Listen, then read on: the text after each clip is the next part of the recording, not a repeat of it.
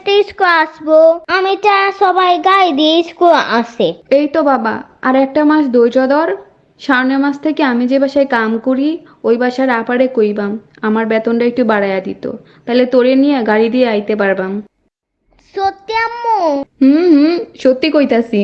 তাই এত ক্লাসে কান ধরে দাঁড়াতে হবে না।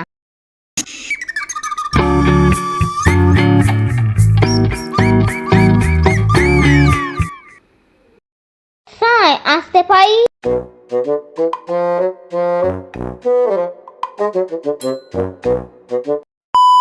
তুই সেই পিচ্চিটা না যে সবসময় ক্লাসে লেট করে আসস? তুই কানে ধইরা দাঁড়া। সরি স্যার, আর এরকম হবে না। এরকম হবে না মানেটা কি? তুই প্রত্যেক দিন ক্লাসে লেট করে আসস। তুই এক্ষুনি কানে ধরে দাঁড়াবি, এক্ষুনি, নইলে তোরে আমি টিসি দিয়ে বের করে দিব।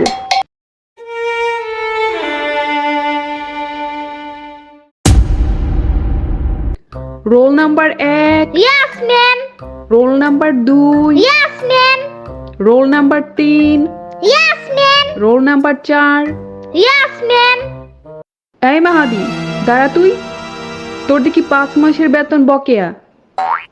আগামী 3 দিনের মধ্যে বেতন পরিশোধ করতে না পারলে তোকে আর স্কুলে রাখা যাবে না। কি হলো, বকেয়া বেতনের কথা বললে কেউ কান্না করে নাকি? যত সব।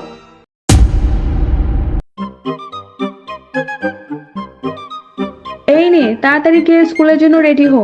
তোর স্কুলে ছেড়ে আমার আবার কামে যাইতে হবে। দেরি হলে আপাই রাগ দেখাবে। কি হলো, কান্না করছিস কেন? স্কুলে যাইতে হবে তো।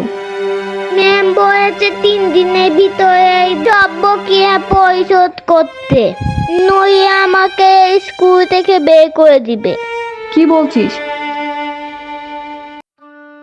আচ্ছা বাপ, তুই মন খারাপ করিস না, আমি আছি তো। আজকে আপাকে বলবো যেন এই মাসের বেতনটা দিয়ে দেয়।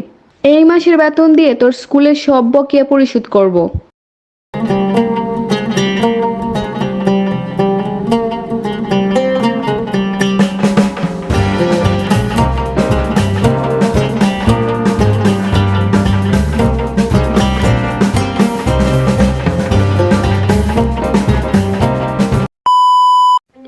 আপা, একটা কথা কইতাম। কি কথা? তাড়াতাড়ি বল, আমার আবার তাড়া আছে। না মানে আপা, আমার ছেলেটার স্কুল বকেয়া দিতে হবে। অনেক টাকা বকেয়া জমছে। তো আমি কি করব? আপা, আজকে তো 25 তারিখ। এই মাসের বেতনটা যদি আগে দিয়ে দিতেন তাহলে আমার ছেলের স্কুলের বেতনটা পরিশোধ করতে পারতাম, নইলে ওর স্কুল থেকে বের করে দিবে। তোদের গরিবদের আবার কিসের পড়াশোনা? তোরে যে কাজ দিছি ওইটাই অনেক। 30 তারিখের আগে কোনো বেতন দেওয়া হবে না। এখন যা, কাজ কর।